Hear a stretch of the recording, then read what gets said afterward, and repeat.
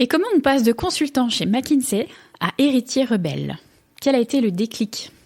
Je dirais que j'ai été élevé toujours avec l'idée que ce serait le fun de contribuer à la justice sociale puis au bien-être des autres. C'était comme un valeur qui m'a été transférée par mes parents.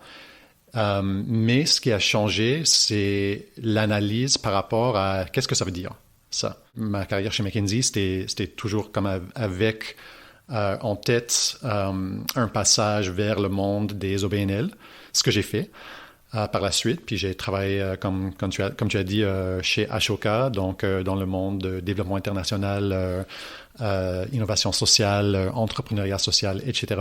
Et c'était pendant que je travaillais là que j'ai été, on peut dire, radicalisé.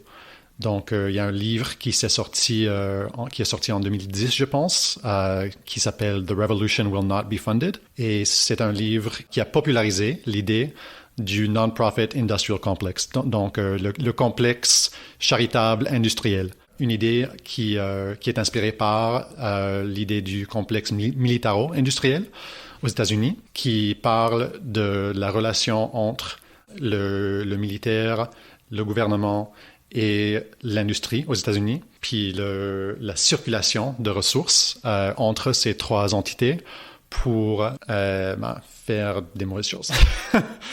et donc l'idée du complexe charitable industriel, ça vient de ça, le soutien des OBNL, des grands charités, des OBNL professionnalisés par les grandes fondations et par l'État, fait en sorte que les personnes qui cherchent à créer du changement social à travers des stratégies moins institutionnalisées, des stratégies plus grassroots, des stratégies plus confrontantes, ont beaucoup plus de mal à trouver des ressources parce que, genre, le récit de comment créer le changement social est très bien inscrit dans ces pratiques des OBNL très, très grands et professionnalisés. Et ça crée aussi un phénomène de brain drain. Alors, les leaders des mouvements grassroots, des mouvements sociaux grassroots, sont souvent poussés à prendre des emplois dans les OBNL pour toucher à des ressources pour bien vivre. Et ces organismes-là poursuivent des stratégies apolitiques pour le changement social et marginalisent en fait les groupes qui poursuivent des stratégies plus politisées. J'ai lu tout ça, puis j'en ai parlé avec des amis et j'étais comme « Oh wow, ok, c'est moi-même.